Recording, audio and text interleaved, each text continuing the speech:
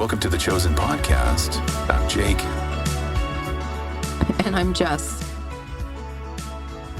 All right, so we're diving into Jesus Loves the Little Children today. Episode 3, Season 1 of The Chosen. Yeah, that's right. We're going to unpack, how the episode portrays Jesus, especially those interactions with the kids. And, I think this episode really gives us a unique look at like the early days of Jesus's ministry. Yeah. What do you think?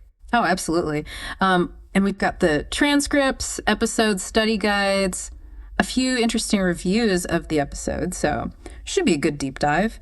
We're going to see some clever storytelling, and I bet there's details we might have missed, like that toy house and the questions the kids ask Jesus. Oh, yeah. Those are good. Yeah. So it's interesting, right? Because this episode really focuses on these quiet moments before, the big crowds and all the miracles that we, I think, normally associate with Jesus. Yeah. It's a different side of him. Like, we see him as this craftsman, just living simply and blending Right. it.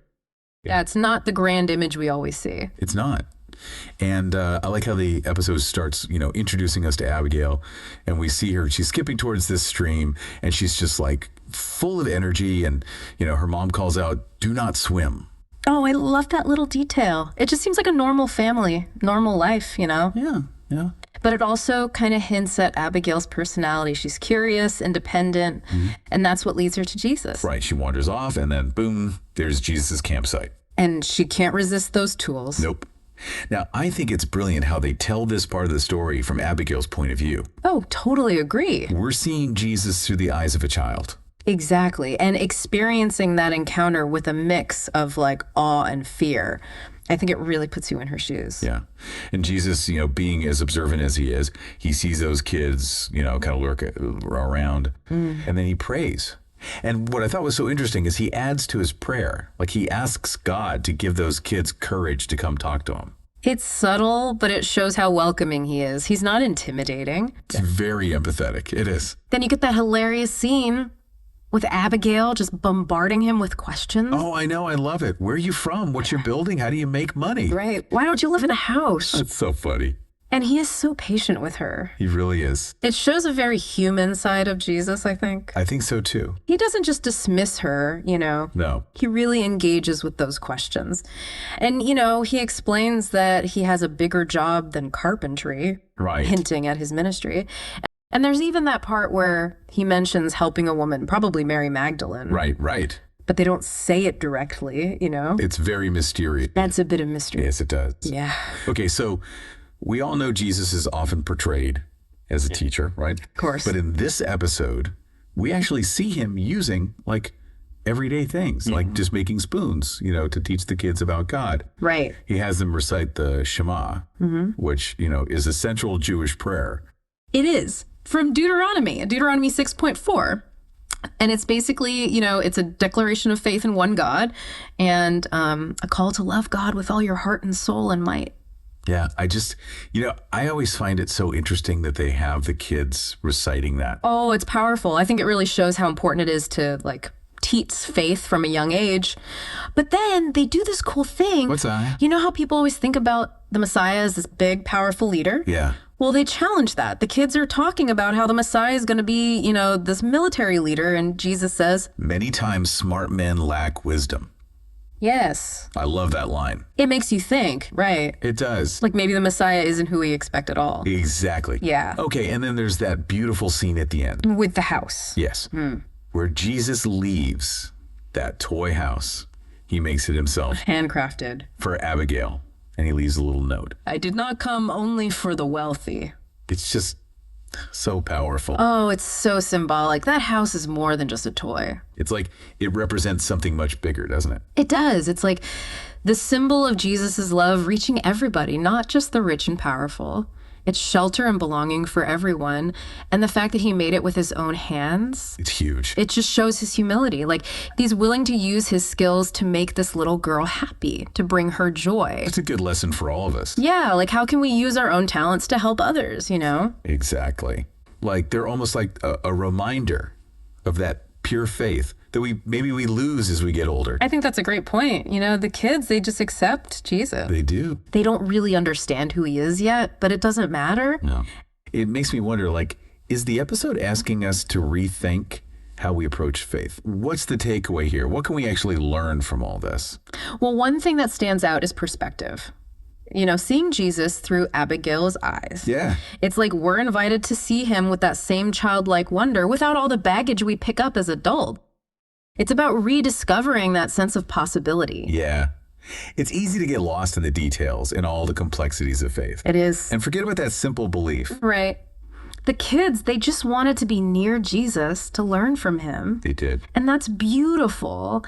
It reminds us that faith doesn't have to be complicated. That's a good reminder. It can just be about being curious and being in awe. I like that a lot.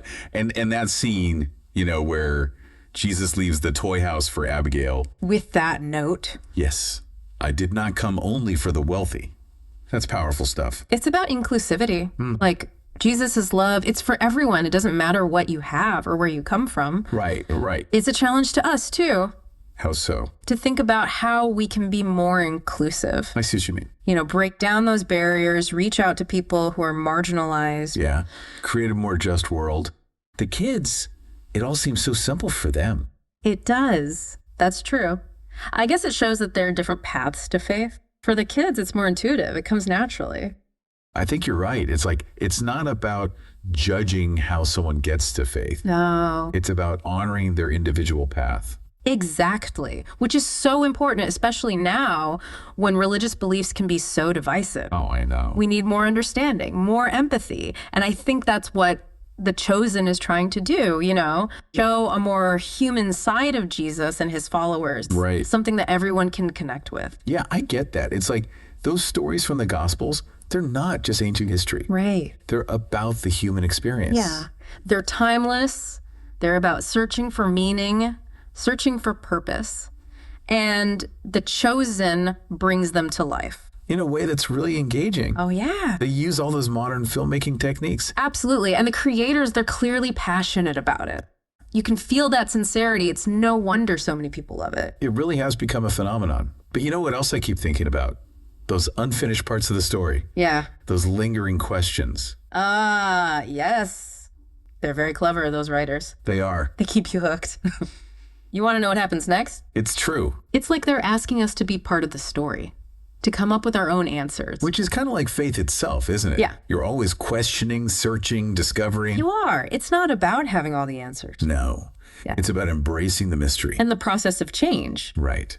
Actually, TheChosen isn't just retelling the same old stories. They're doing something new. Yeah, they are. Creating something really immersive. And the music plays a big part in that. I think that's one reason it connects with so many people. It's not just entertainment. No. Yeah. It makes you think about faith, about humanity, about how we can live out Jesus's teachings. Right. Like to be fishers of men ourselves. Exactly. Spreading love and compassion. Forgiveness. Yes. To be beacons of hope. And, going back to what we were saying before about seeing Jesus through the eyes of a child. Those kids, they were so open to Jesus. Their hearts were just full of wonder. Yeah. What do you think Jesus saw in those kids that made them so receptive to his message? And what about us?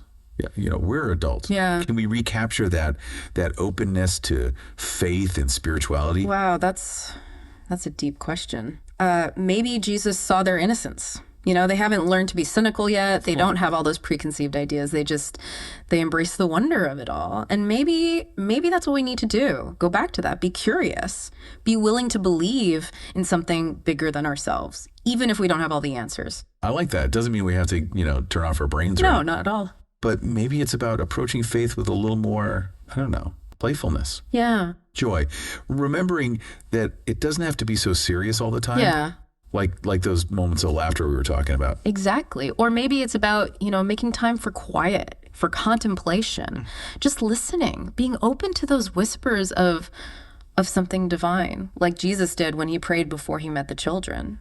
You've given me a lot to think about. This has been a fascinating deep dive, into this episode of TheChosen. We've talked about perspective, about different paths to faith, about inclusivity and the power of grace. It's amazing how they take these old stories and make them feel so real, so relevant to our lives today. Yeah. It really shows how powerful these narratives are and how they can connect with us on such a deep personal level. it's a good reminder, I think. Jesus's message about love and compassion and forgiveness, those things are still so important today. They are. We're all on a journey, and we all have the potential to change. We do. And The Chosen, I think it's an invitation, to think about how we can live out those teachings, to be fishers of men in our own lives, to bring hope and healing to the world. Couldn't have said it better myself. Keep exploring, keep asking those questions, and keep diving deep. See you next time.